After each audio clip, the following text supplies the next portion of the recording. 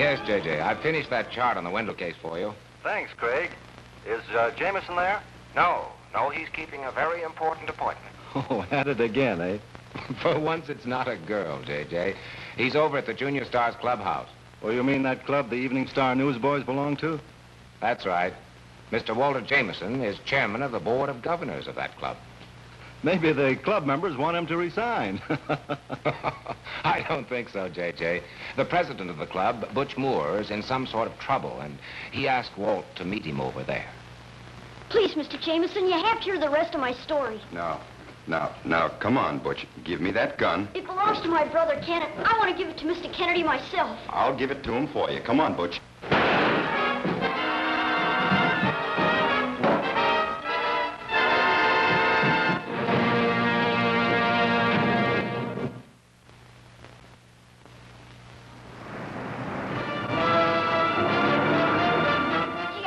Honest, I thought the gun wasn't loaded. Butch, more people have been killed with unloaded guns. There you are, Walt.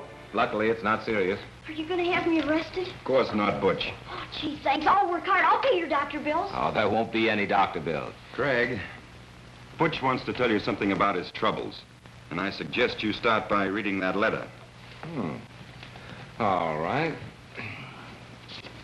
It's addressed to Mr. Ken Moore, 3412 Benton Street, apartment G. Ken is my brother. Well, tell me about it first, Butch. It's my brother. I want you to keep him from going to jail. Well, I'll do everything I can. How old is Ken? Oh, 25, almost 26. Please, Mr. Kennedy, you gotta help him. He's an all right guy if he's shown the good things to do. All right. Take it easy, Butch. Yes, sir. Do your parents know about this gun? Well, they died a long time ago. We live alone. Della comes in and cooks for us once in a while. Della? Della Cameron. She's Ken's girl. They're going to be married someday.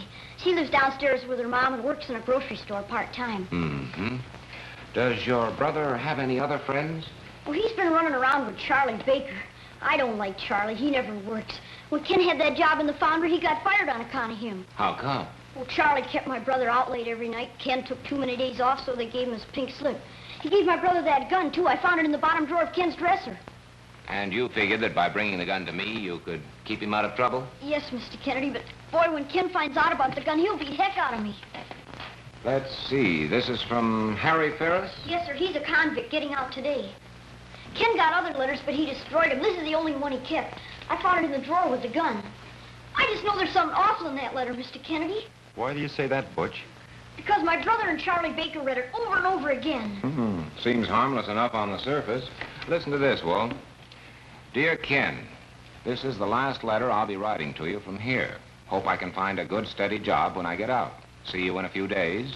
Signed, Harry Ferris. Nothing there. Did your brother or Charlie ever say anything definite about this letter? No, sir, but Ken said I wouldn't have to sell papers for long, and we're going to have a lot of money. Who is it? It's me, Butch. Della, what'd she come here for? Oh, Miss Cameron, the girl your brother's going to marry? Yes, sir, but you don't want to talk to her. Oh, I certainly do. I want to find out what she knows about this. Walt, let her in, will you? Okay. Della told me not to tell anyone about Ken. Oh, I thought I'd find you here. I got off early today. Are you Mr. Jameson? No, my name's Kennedy. This is Mr. Jameson. Hello. How you do? He's a famous criminologist, Della. Criminologist? What's happened to Ken? Well, nothing yet, we hope. Oh, Butch has talked a great deal about you, Mr. Jameson. I'm honored. He left a note under my door telling me he was going to meet you. I know Butch has been talking about Ken, but, well, he'll straighten himself out. Oh, she thinks because Ken likes her, he'll do anything she says, but that's fairy tale stuff. Well, wait until you get a girlfriend, Butch.